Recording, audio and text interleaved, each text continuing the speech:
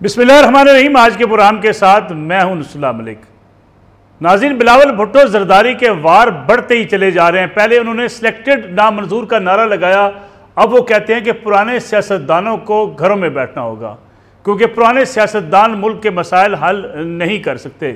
बिलावल भुट्टो जरदारी आखिर चाहते क्या हैं? क्या शहबाज शरीफ साहब, क्या मियाँ नवाज शरीफ, क्या सदर आसफ अली जरदारी अब घरों में बैठ जाएँ और उन्हें सियासत नहीं करनी चाहिए और इस वक्त की जो सियासत है वो नौजवानों के सुपुर्द कर देनी चाहिए?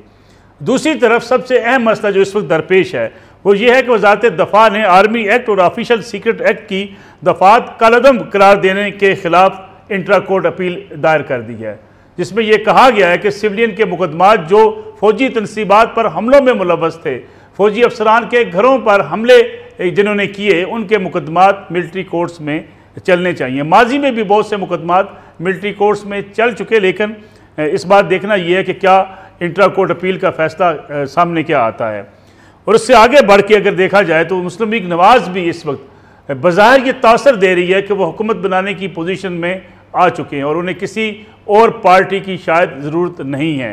वो उन इत्तेहादियों से बातचीत कर रहे हैं जो माजी में भी उनके इत्तेहादी रहे, फिर उन बलोच रहनुमाओं से भी मियाँ नवाज शरीफ मिले, उसके साथ साथ MKM हो या मौलाना फजल रहमान के साथ बातचीत का अमल उस मरले में दाखिल हो चुका है कि गोया हुकूमत साजी अब मुस्लिम लीग नून करती हुई दिखाई देती है। यही गिला है पाकिस्तान पीपल्स पार्टी को कि अभी से ये तासर क्यों पैदा किया जा रहा है कि मियाँ नवाज शरीफ चौथी बार मुल्क के वज़ीर आज़म बनने जा रहे हैं, हालांकि उन्हें अपने मुकदमात का और उन्हें अपनी नाअहली के हवाले से अभी जब उम्मीदवार बनना है तो उसे मसाइल सामना करना पड़ सकता है।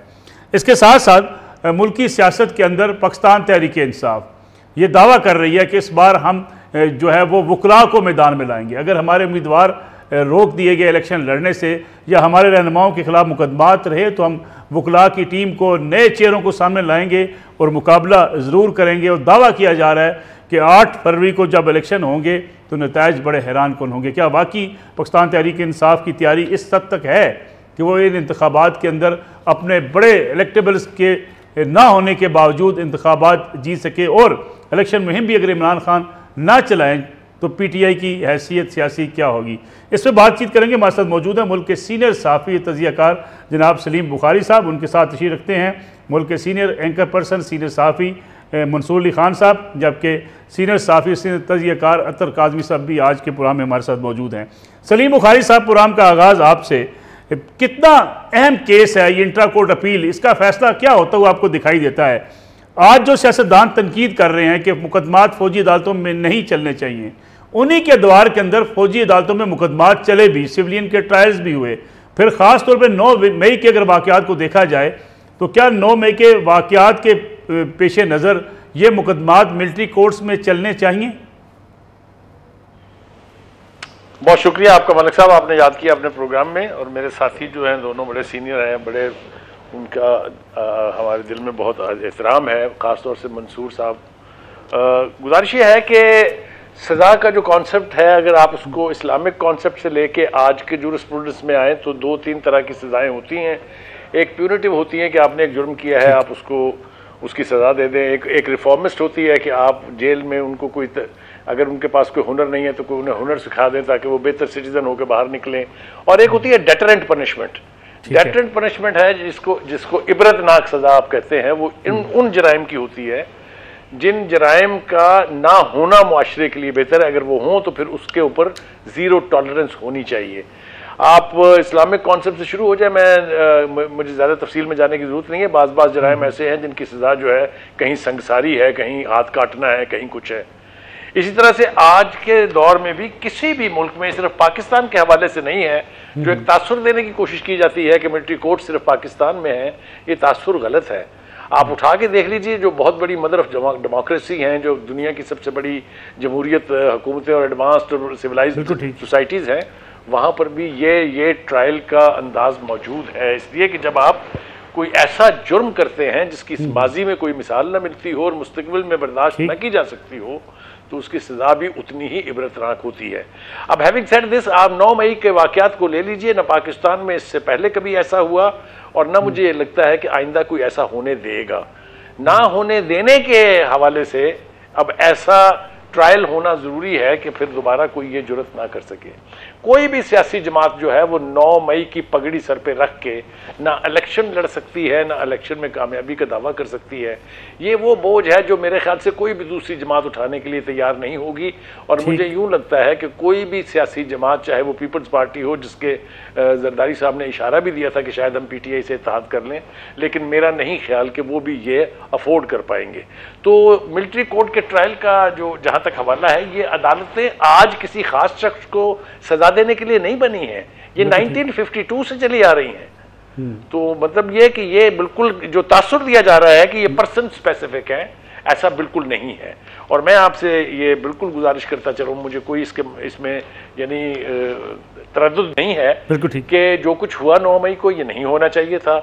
आप मुझे बताइएगा कि मियांवाली के एयर बेस के अंदर अगर आप पेट्रोल बम लेके घुस जाएंगे, जो कि हैंगर है आपके PAF के जहाज़ों का, तो ये कहाँ से जस्टिफाइड है? किसने दिया ये लाइसेंस किसी को? अगर आप कोर कमांडर के घर में घुस के उसकी पतलूनें लाठियों पर लटकाएंगे, ये कहाँ लिखा हुआ है? ये कहाँ इसकी इजाज़त है? कौन से मुल्क में ये होता है? तो हैविंग सेड दिस, ये जो कॉन्टेक्स्ट है उसके एतबार से मेरा नहीं ख्याल कि anybody should be allowed to go scot free. जी ठीक है। मसूली खान साहब, आपको लगता है कि जिस तरीके से इस वक्त इस्टेब्लिशमेंट बड़ी संजीदा दिखाई देती है कि 9 मई के जो मुलजमान हैं उनको करार वाकई सज़ा मिलनी चाहिए ताकि इस किस्म का वाक़या दोबारा हो ना सके? दूसरा, जब इन दोनों चीज़ों को मिलाने की कोशिश की जाती है कि जी माजी में भी तनकीद की गई, अब भी अगर तनकीद की गई है, अब भी अगर एहतजाज किया गया है, तो कोई फ़र्क नहीं पड़ता, हमें आगे बढ़ जाना चाहिए और सियासत में आगे बढ़ने से ही मुल्क आगे बढ़ सकता है। क्या आगे बढ़ने को इस्टेब्लिशमेंट कबूल करने को तैयार है? बहुत शुक्रिया मलिक साहब। मलिक साहब, मैं अभी सलीम साहब की गुफ्तगू भी सुन रहा था। बड़े इंपॉर्टेंट पॉइंट्स हैं जो सलीम साहब ने भी शेयर किए, लेकिन इसमें थोड़ी सी चीज़ें सिर्फ अगर मैं ऐड कर दूं। एक्चुअली प्रॉब्लम यहाँ पे ये है कि एक साइड ये समझती है, पाकिस्तान तहरीक इंसाफ ये समझती है कि हमारा उस दिन एहतजाज जो था वो बेसिकली तो इस्टेब्लिशमेंट के खिलाफ ही था। जाहिर बात है, पाकिस्तानी फ़ौज के खिलाफ वो एहतजाज किया जा रहा था। तो उनका ये मानना है कि पाकिस्तानी फ़ौज के खिलाफ एहतजाज करके पाकिस्तानी फ़ौज की अदालत के अंदर ही अगर हम खड़े होंगे तो हमें इंसाफ नहीं मिल सकेगा। अब यहाँ पे जाहिर बात है ये भी बताया गया कि नहीं जनाब, इंसाफ के तमाम तकाजे, एक फेयर ट्रायल किस तरह होता है वो तमाम तकाजे पूरे किए जाएंगे। इंटरनेशनल ज्यूरिस्प्रूडेंस के अंदर जो है जो चीज़ें रिक्वायर्ड होती हैं उन सबको पूरा किया जाएगा, लेकिन एक सेटिस्फैक्शन नहीं है। प्रॉब्लम इसके अंदर ये है कि अगर ये सिलसिला शुरू हो जाता है तो पाकिस्तान के अंदर मेरी नज़र में आइंदा फिर सियासी मामलात के हवाले से भी जो है वो ट्रायल्स फौजी अदालतों में चलना शुरू हो सकते हैं, जिसकी वजह से उसकी क्रेडिबिलिटी के ऊपर बहुत बड़ा सवाल आता है। अब ये बात भी बड़ी स्ट्रांग है कि जनाब इस तरह तो फिर अगर सिविलियंस के ट्रायल्स नहीं चलते तो फिर दहशत गर्दों के ट्रायल्स भी फिर आइंदा फौजी अदालतों में ना चलें। ये बड़ा एक वैलिड पॉइंट है, लेकिन क्या इन तमाम लोगों को एक सियासी मुजाहिरीन कंसिडर किया जाना चाहिए या दहशत गर्द कंसिडर किया जाना चाहिए, उसके मुताबिक फिर फैसला हो। सो दोनों के बड़े ट्रिकी ग्राउंड है मेरा ख्याल में। इसमें अगर ओपननेस अगर आ जाए, बेशक फौजी ट्रायल हो, लेकिन अगर इसके अंदर ओपननेस आ जाए जहां पे ऑब्जर्वर्स बैठे हों, जिस तरह फॉर एग्जांपल इमरान खान का अभी भी ये जो ट्रायल चल रहा है, जो जेल ट्रायल चल रहा है, इसमें सबसे बड़ा अदलिया को जो मसला है वो ये है कि जनाब ये ओपन ट्रायल नहीं है, यहाँ पे मीडिया का एक्सेस नहीं है, यहाँ पे पता नहीं लग रहा कि कोई फेयर ट्रायल की जो तमाम तर शराइत होती हैं वो पूरी हो रही है कि नहीं हो रही। सो मेरे ख्याल में अगर इसको फौजी ट्रायल भी अगर करना है, फौजी अदालतों में करना है, बेशक किया जाए, लेकिन इसकी ओपननेस के ऊपर काम करना चाहिए ताकि जो भी ऑब्जर्वर्स हों वो आके देखें, उनको उसके बारे में कोई एतराज ना हो। और हाँ, जहां तक आपके सवाल का ताल्लुक है, एस्टैब्लिशमेंट बहुत पुरजोर है इस बात के ऊपर कि इन तमाम लोगों के ट्रायल्स, क्योंकि जाहिर बात है उनको हिट हुआ है, उनको डेंट हुआ है, खास तौर पे जिस तरह फौजी तंसीबात में हमला किया। अगर वो जो हसान न्याजी ने जो हरकत की थी, वो जो कोर कमांडर के कपड़े लहरा लहरा के जो एहतजाज किया गया था, ये बड़ा डिग्रेडिंग एक सिंबल था। ये वो हरकत थी जो आज तक इंडियन फौज ने भी, जब पाकिस्तान के खिलाफ जंग हुई है तो इंडियन फौज ने भी इस तरह की नाजेबा किस्म की हरकत नहीं की जो अपने पाकिस्तान तहरीक इंसाफ के कारकुनों ने की। सो मेरे ख्याल में आपको कोई मिडिल ग्राउंड जो है इस मामले में ढूंढना चाहिए। अतर काज़मी साहब, इंट्रा कोर्ट अपील का मुस्तकबिल आपको क्या नज़र आता है? क्योंकि अदालत में बाजार तो ये कहा गया कि अगर फैज़ाबाद धरना केस पर अमल दरामद होता तो 9 मई के वाक़यात ही ना होते, लेकिन दूसरी तरफ जो मंसूर साहब भी बात कर रहे हैं कि जिस किस्म का रवैया उस दिन इख्तियार किया गया, एहतजाजी मुजाहरा करना हर सियासी जमात का हक है, लेकिन जिस तरीके से फ़ौजी तनसीबात के ऊपर, फ़ौजी दफातर के ऊपर हमले किए गए, अब ये काबिल कबूल होगा कि ऐसे अफराद जो है वो सज़ा से बच सकें फॉर सम रीज़न। लेकिन देखें, ये तो इसमें तो कतन कोई दो राय नहीं है कि इस तरह के रवैये की कोई गुंजाइश नहीं है।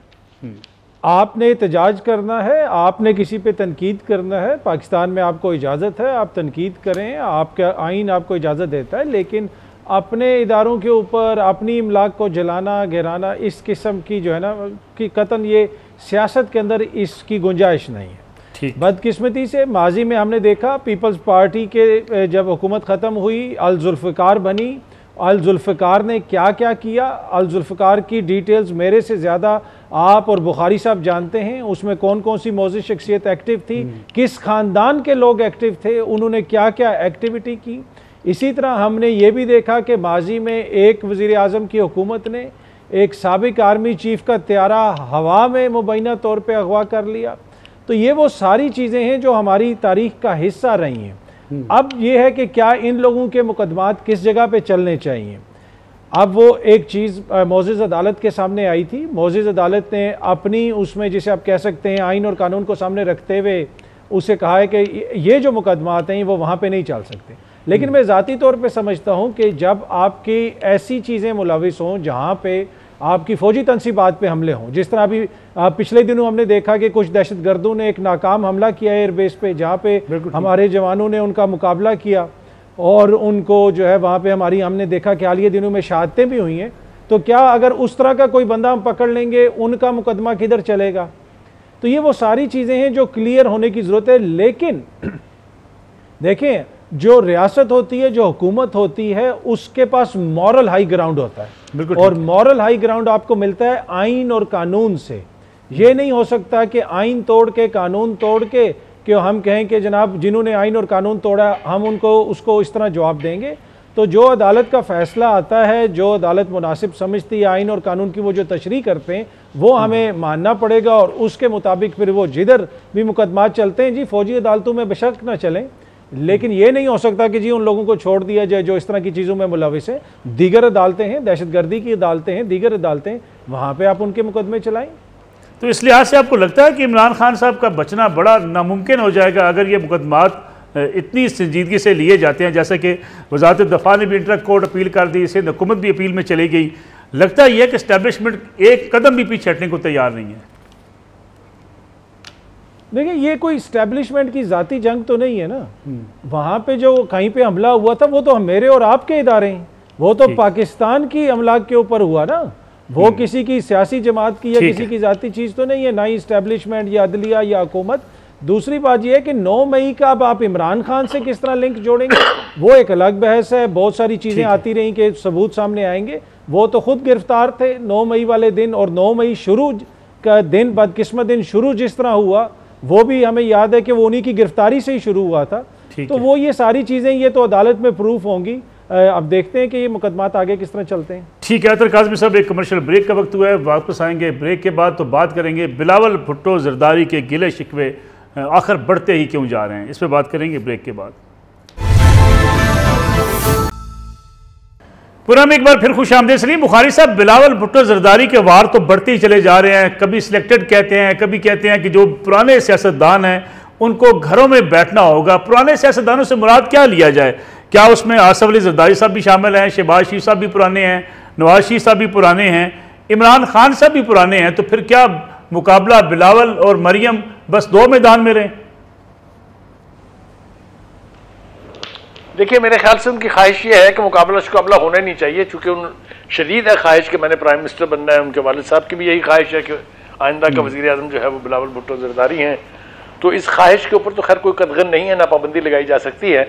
लेकिन थोड़ी सी ग्राउंड रियलिटीज़ की अगर आप इजाज़त दें तो मैं अर्ज़ करूँ, ये वही बिलावल भुट्टो जरदारी साहब हैं जिन्होंने आज से सिर्फ 2.5 महीने कबल पार्लियामेंट में खड़े होकर कहा था कि ना शहबाज शरीफ जैसा मेहनती प्राइम मिनिस्टर पहले कभी आया है, ना कभी आइंदा आएगा। ये हम सिर्फ नून लीग के वज़ीर आज़म नहीं, हमारे वज़ीर आज़म हैं और मैंने बड़े करीब से इन्हें देखा है। ये बड़े अनथक हैं, ये बड़े मेहनती हैं। वो शेर मुझे याद आ जाता है किसी शायर का कि वफ़ा करेंगे, निभाएंगे, बात मानेंगे। तुम्हें भी याद है कुछ ये कलाम किसका था? सिर्फ 2.5 महीने पुरानी बात बता रहा हूँ मैं आपसे। अगर आप मुझसे पहले बात अगर आपकी हो गई होती तो मैं कहता कि ये क्लिप चलाएं जिसमें मौसूफ बाकायदा ऐसी तारीफ़ें फरमा रहे हैं उनकी जिसका कोई हिसाब नहीं। एक बात तो ये होगी। दूसरी बात ये कि तवक्को ये थी कि जो बेनज़ीर भुट्टो के जो कस्टोडियन हैं उसकी लेगेसी के, वो उस मिसाक़े जमहूरियत का थोड़ा सा एहतराम करेंगे जो 2006 में दोनों जमातों के बीच ख़ास तौर से बेनज़ीर भुट्टो साहिबा और शहीद साहिबा और नवाज शरीफ के दरमियान हुआ था।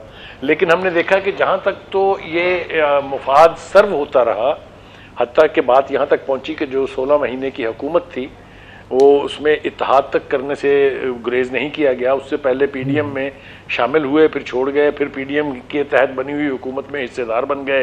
ये सारा कुछ जो है ये वो रियलिटीज़ हैं जो इतनी पुरानी नहीं है कि दिमागों से जहनों से महव हो जाएं। ये सारी बहुत ताज़ा यानी रियलिटीज़ हैं। असल बात यह है कि जो इसका सबब बना है उसकी तरफ अगर आप मुझे इजाज़त देंगे तो मैं तवज्जो दिलाऊंगा।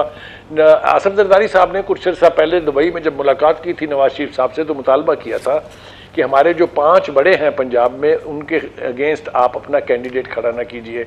उसमें कमरुज़्ज़मान कायरा थे, यूसुफ रज़ा गिलानी थे, उसमें नज़ीर अफजल चानी, इस तरह के जो 4-5 बड़े लोग हैं। और साथ ये कहा था कि जो सदर्न पंजाब है उसमें चूंकि हमारा बहुत इन्फ्लुएंस है, लिहाजा वहाँ भी आप हमें स्पेस दें। अब वो चूंकि या तो नहीं दी गई है या इनकार कर दिया गया है या डिनाई कर दिया गया है, तो गुस्सा तो हमें समझ आता है कि क्यों है। लेकिन हैविंग सेड दैट, उसके बाद जो बयानात का सिलसिला शुरू हुआ, हमें देखना पड़ेगा ये कि ये पहल किसने की इस बिटरनेस को आज इस नौबत तक पहुंचाने की। तो मैं आपको हवाले दूंगा, आप याद कर लीजिएगा, फैसल करीम कुंडी साहब, सजील मेमन, खुर्शीद शाह, नैयर बुखारी के बयानात को अगर आप लें तो वो ऐसा बिल्कुल नहीं लगता कि वो इत्तेहादी रहे हों जो हुकूमत में उनके बयानात थे। फिर उसके बाद खुद आसिफ जरदारी साहब जब उन्होंने कहा कि मैं नवाज शरीफ को प्राइम मिनिस्टर नहीं बनने दूंगा, कभी आपने सुना कि इस लेवल के पॉलिटिशियन एक दूसरे के बारे में इस तरह के जज्बात का इजहार करें? फिर उसके बाद बिलावल भुट्टो जरदारी साहब ने बाकी सारी कसरें छोड़ दी, कहीं उन्होंने उनको लाडला कहा। ये इतनी बिटरनेस अब बढ़ गई है कि मुझे नहीं लगता कि इलेक्शन से पहले पहले कोई इनके बीच ये खलीज पाटने की कोई भी कोशिश होगी। लेकिन अगर आप माजी को सामने रखें तो जब इंतहा पर पहुंच जाती थी चीज़ें तो नवाज शरीफ साहब और आसिफ जरदारी साहब मिल बैठते थे और कोई ना कोई रास्ता निकल जाता था। अब ये किस तरफ को सफ़र जाएगा या किस तरफ कौन टिल्ट करेगा, ये मेरे ख्याल से आने वाले वक्त में देखना होगा। मंसूर अली खान साहब, जिस तरीके से मुस्लिम लीग नवाज में लोग धड़ाधड़ शामिल हो रहे हैं, मुस्लिम लीग नून तो ये दावा करती है कि हमने MKM से बात की, हमने बलोच रहनुमाओं से बात की। माजी का हमारा तजुर्बा ऐसा है कि हमने बलूचिस्तान के अंदर तमाम कौम परस्तों को साथ लेकर चलने की कोशिश की, फिर मौलाना फजल रहमान हमारे साथ रहे। जो लोग शामिल हुए और जो ख़ास तौर पर पंजाब में इलेक्टेबल मुस्लिम लीग नवाज के पास आ गए, स्ट्रैटेजी है मुस्लिम लीग नवाज की, इसे कामयाबी कहा जा सकता है या बिलावल के शिकवे को इस तरह देखा जाए कि लोग शामिल नहीं हुए बल्कि शामिल करवाए जा रहे हैं? मेरे ख्याल में इसको आसान तरीके से यही कहा जा सकता है, स्ट्रैटेजी का कोई ताल्लुक नहीं है, सीटी का ताल्लुक है। स्ट्रैटेजी को जरा साइड पे कर दीजिए। यहाँ पे सीटी मारी जाती है और सीटी मार के बता दिया जाता है कि जनाब अगर आपका अगला पड़ाव जो है वो कहाँ पे है, किस कोठे से उड़ के आपने किस कोठे के ऊपर जाके बैठना है। सिंपल कहानी है। ये जो 30 लोग अभी बलूचिस्तान से शामिल हुए हैं, इनमें से कई लोग जो हैं वो पाकिस्तान पीपल्स पार्टी के साथ कमिटमेंट्स कर चुके हुए थे। कई हफ्ते पहले जो है बिलावल भुट्टो के साथ इनकी तस्वीरें मौजूद हैं जहाँ पे वो उनसे मुलाकातें कर रहे हैं। लेकिन उसके बाद आप देखें कि पता नहीं ऐसा क्या हुआ, मियाँ साहब का ऐसा क्या चार्म है, ऐसी क्या खूबसूरती है उनकी सियासी खूबसूरती कि वो आए, आके मिले, देखा और वो लोग कन्विंस हो गए क्या वो वही शख्स आ गया जिसका हम इंतजार कर रहे थे। नहीं, लोगों को मेरे ख्याल में गलत बात है अगर इतना बेवकूफ़ समझा जाए कि इनके सामने कुछ भी डाल दिया जाएगा और ये चप चप चप चप खाना शुरू हो जाएंगे। नहीं, इस तरह नहीं करना चाहिए।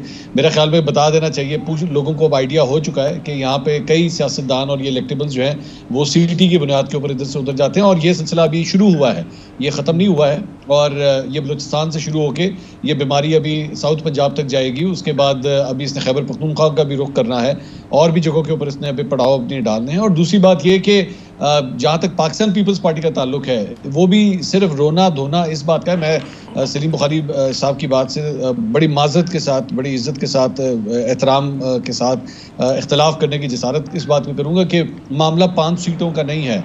नवाज शरीफ साहब के लिए 5 सीटें देना कोई इतना औखा काम नहीं है, वो दे सकते हैं। वो काफली के साथ भी कुछ ऐसी ही डील कर रहे हैं इस वक्त। मामला असल में सिर्फ बिलावल भुट्टो साहब की नाराज़गी का सिर्फ ये है कि सीटी हमारे लिए क्यों नहीं मारी गई।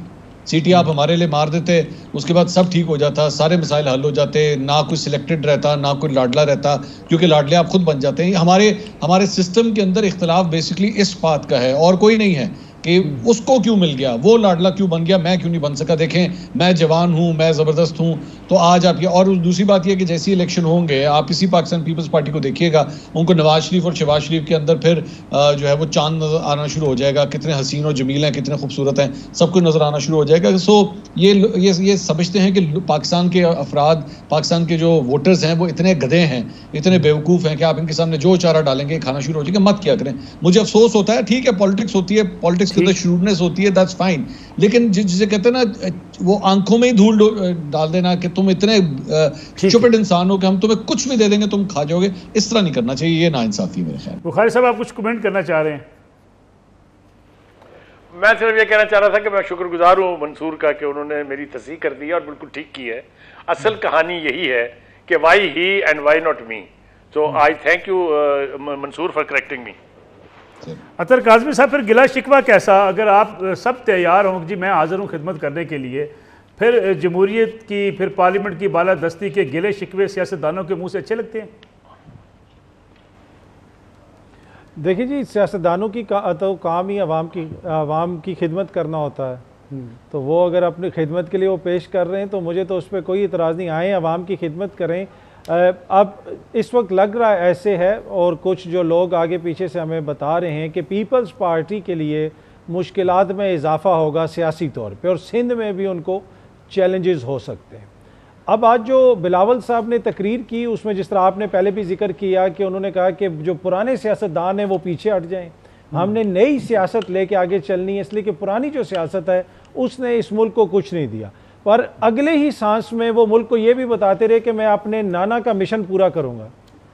अब वो 1970 और 60 वाली अपने नाना की सियासत में वो कौन सी जिद्दत लेके आएंगे? अब वो जिस ऑडियंस को कैप्चर करने की कोशिश कर रहे हैं, जिस नौजवान को वो कन्विंस करने की कोशिश कर रहे हैं, उसको तो भुट्टो का पता ही नहीं, भुट्टो कौन है, रोटी कपड़ा मकान ये क्या है। वो देखें वो आजकल की रियलिटीज़ में जी रहा है।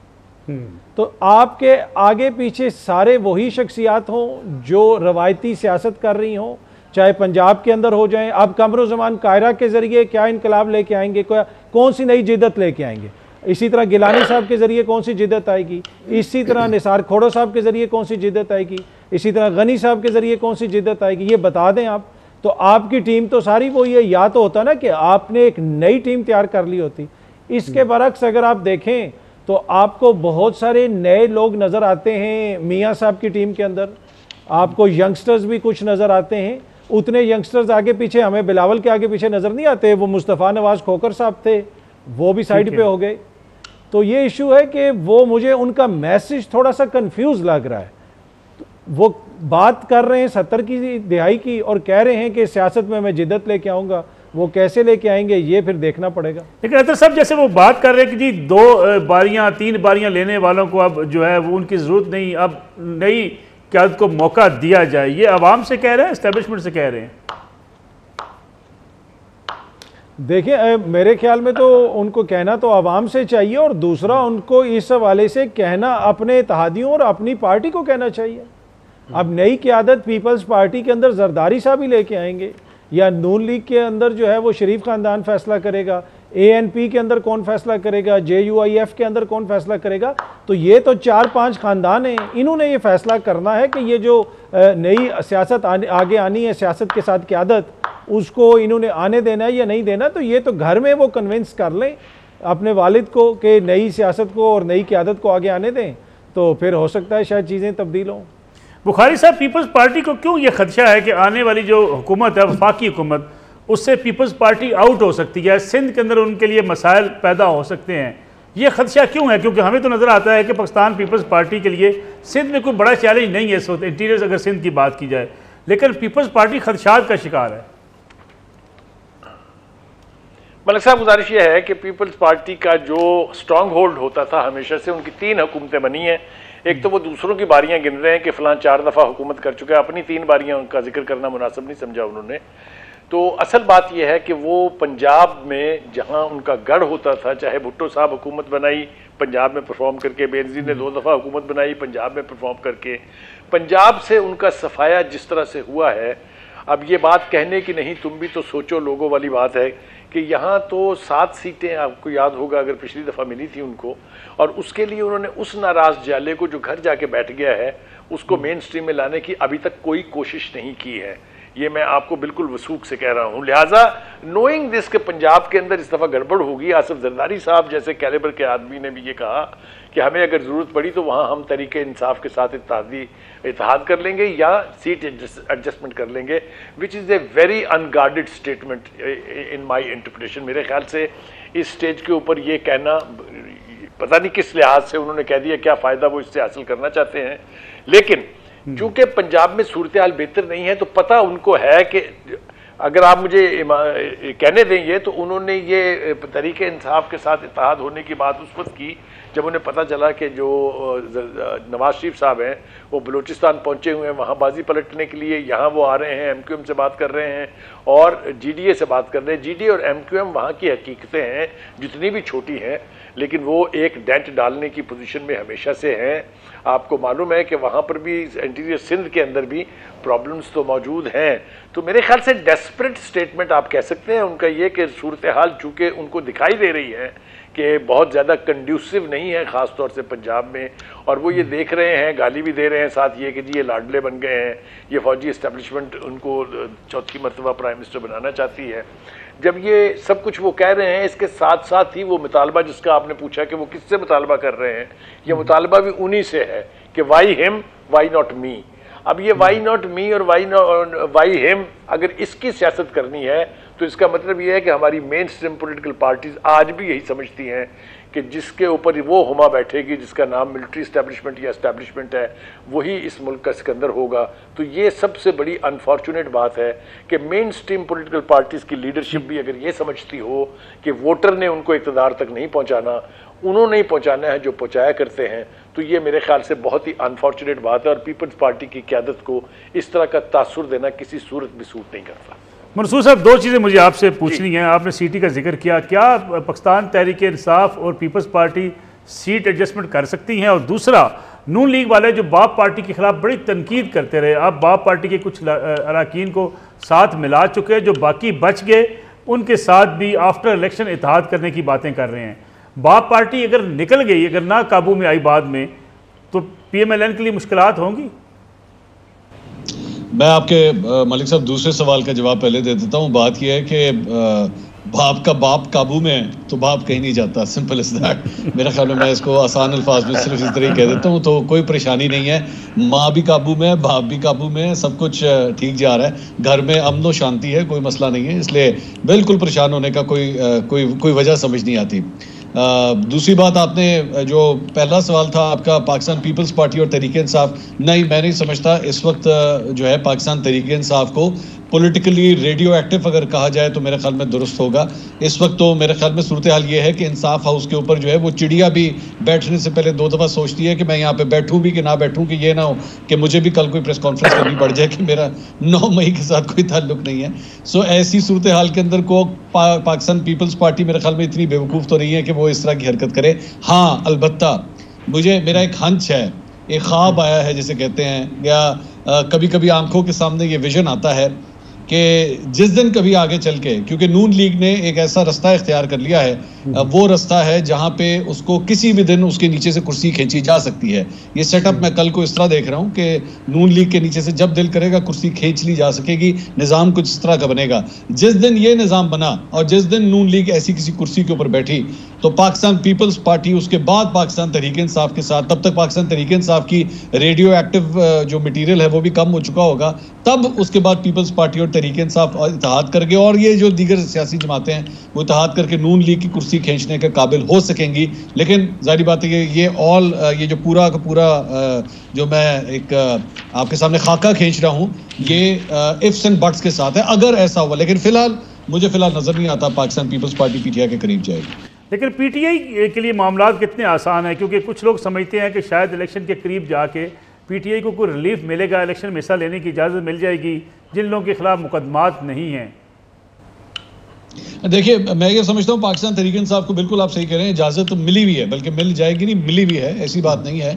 क्योंकि आप ज़हन में रखिएगा कि आपने इलेक्शन जब करवाना है तो ये सिर्फ पाकिस्तान की आवाम के लिए नहीं कराना, इंटरनेशनल ऑडियंस के लिए भी करवाना है। तो आपने कम से कम दिखावा ऐसा होना चाहिए कि हाँ जी एक फेयर इलेक्शन जो हुआ है, तो आप ये कर नहीं सकते कि आप PTI को जो है उसके अंदर शामिल ना होने दें। लेकिन दोबारा मेरा यहाँ पे सवाल ये है कि क्या पाकिस्तान तहरीक इंसाफ अपनी फुल फोर्स के साथ इलेक्शन लड़ भी पाएगी, इवन अगर आपने अलाउ भी कर दिया? क्योंकि ज़हन में रखिएगा कि इलेक्शन डे जो होता है ना, सिर्फ नारे मारने का नाम नहीं होता, पूरी एक साइंस होती है, एक पैसा लगता है, गाड़ी चाहिए, बिरयानियाँ चाहिए। आप बिरयानी का 36,000 दफ़ा मजाक उड़ाते रहें, चाहे जो मर्जी करते रहें, आपके पाकिस्तान के इलेक्शन में बिरयानी चाहिए, चाहे जो मर्जी हो जाए, और बिरयानी भी अच्छी बिरयानी बनी होनी चाहिए, ऐसी कोई 2 नंबर बिरयानी नहीं होनी चाहिए।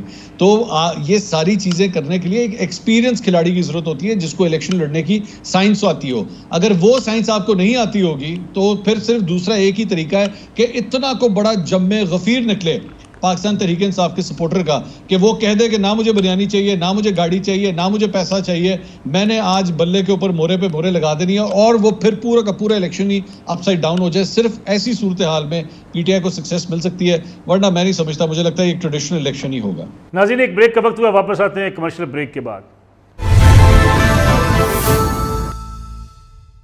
पूरा में एक बार फिर खुश आमदीद। अतर काज़मी साहब, जम्मे गफ़ीर निकल सकता है? क्योंकि हम सोशल मीडिया पर देखते हैं रोज़ाना जम्मे गफ़ीर निकला होता है, वो कहते हैं जी बस उस दिन जाएंगे, वोट डालेंगे, पूरी कौम वोट डालेगी।